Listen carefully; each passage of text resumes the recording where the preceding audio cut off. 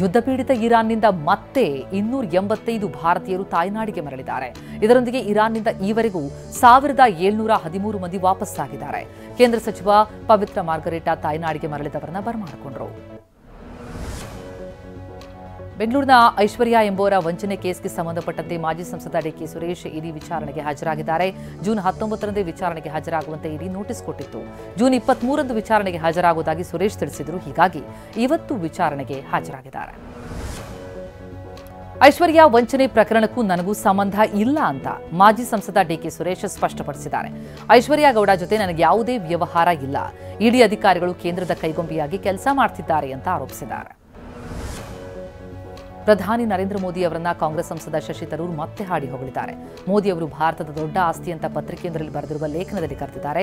ಶಕ್ತಿ, ಚೈತನ್ಯ ಮತ್ತು ಇಚ್ಛಾಶಕ್ತಿಯಿಂದಾಗಿ ಮೋದಿ ಭಾರತದ ದೊಡ್ಡ ಆಸ್ತಿ ಅಂತ ತರೂರ್ ಬಣ್ಣಿಸಿದ್ದಾರೆ. ಮಹಾರಾಷ್ಟ್ರದ ಪಶ್ಚಿಮಘಟ್ಟ ಪ್ರದೇಶದಲ್ಲಿ ಭಾರೀ ಮಳೆಯ ಹಿನ್ನೆಲೆ ನರಸಿಂಹವಾಡಿ ದತ್ತಮಂದಿರಕ್ಕೆ ಜಲದಿಗ್ಬಂಧನವಾಗಿದೆ. ಮಹಾರಾಷ್ಟ್ರದ ಕೊಲ್ಲಾಪುರ ಜಿಲ್ಲೆ ನರಸಿಂಹವಾಡಿ ದತ್ತಮಂದಿರ ಪಂಚಗಂಗಾ ನದಿ ನೀರಿನಿಂದ ಆವೃತವಾಗಿದ್ದು ನೀರಿನಲ್ಲೇ ಬಂದು ಭಕ್ತರು ದೇವರ ದರ್ಶನ ಪಡೆದಿದ್ದಾರೆ. ಮಂಡ್ಯ ಜಿಲ್ಲೆಯಲ್ಲಿರುವಂತಹ ಕೆಆರ್ಎಸ್ ಜಲಾಶಯ ಭರ್ತಿಗೆ ಕೇವಲ 4 ಅಡಿ ಮಾತ್ರ ಬಾಕಿ ಇದೆ. ಇವತ್ತು ನೀರಿನ ಮಟ್ಟ 120.20 ಅಡಿ ತಲುಪಿದೆ. 13,856 ಕ್ಯೂಸೆಕ್ಸ್ ನೀರು ಒಳಹರಿವಿದೆ. 1,965 ಕ್ಯೂಸೆಕ್ಸ್ ನೀರು ಹೊರಹರಿವಿದೆ. ಜಲಾಶಯ 124.80 ಅಡಿ ಗರಿಷ್ಠ ಸಾಮರ್ಥ್ಯವನ್ನು ಹೊಂದಿದೆ. ಗುಜರಾತ್ನ ಸೂರತ್ನಲ್ಲಿ ಮಳೆಯ ಆರ್ಭಟ ಹೆಚ್ಚಾಗಿದ್ದು ಅದಾಜನ್ನ ಕೆನಾಲ್ ರಸ್ತೆಯಲ್ಲಿ 4 ಅಡಿಯಷ್ಟು ನೀರು ನಿಂತಿದೆ. ಪೋಷಕರು ಮಕ್ಕಳನ್ನ ಶಾಲೆಗೆ ಕರೆದೊಯ್ಯೋದಕ್ಕೆ ಪರದಾಡ್ತಾ ಇದ್ದಾರೆ.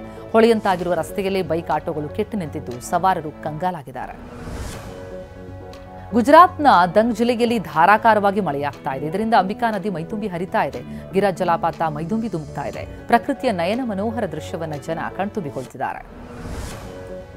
ಮೈಸೂರಿನಲ್ಲಿ ನಟ ರಜನಿಕಾಂತ್ ನೋಡೋದಕ್ಕೆ ಫ್ಯಾನ್ಸ್ ಮುಗಿಬಿದ್ದಿದ್ದಾರೆ. ಬಿಳಿಕೆರೆ ಬಳಿ ನಡೀತಾ ಇರುವಂತಹ ಜೈಲರ್ 2 ಚಿತ್ರೀಕರಣಕ್ಕೆ ರಜನಿಕಾಂತ್ ಬಂದಿದ್ದು ಶೂಟಿಂಗ್ಗೆ ಹೋಗುವಾಗ, ಶೂಟಿಂಗ್ ಮುಗಿಸಿ ವಾಪಸ್ಸಾಗುವಾಗ ತಮ್ಮ ನೆಚ್ಚಿನ ನಟನನ್ನ ನೋಡೋದಕ್ಕೆ ಅಂತ ರಸ್ತೆ ಬದಿ ಅಭಿಮಾನಿಗಳ ದಂಡೇ ಸೇರ್ತಾ ಇದೆ.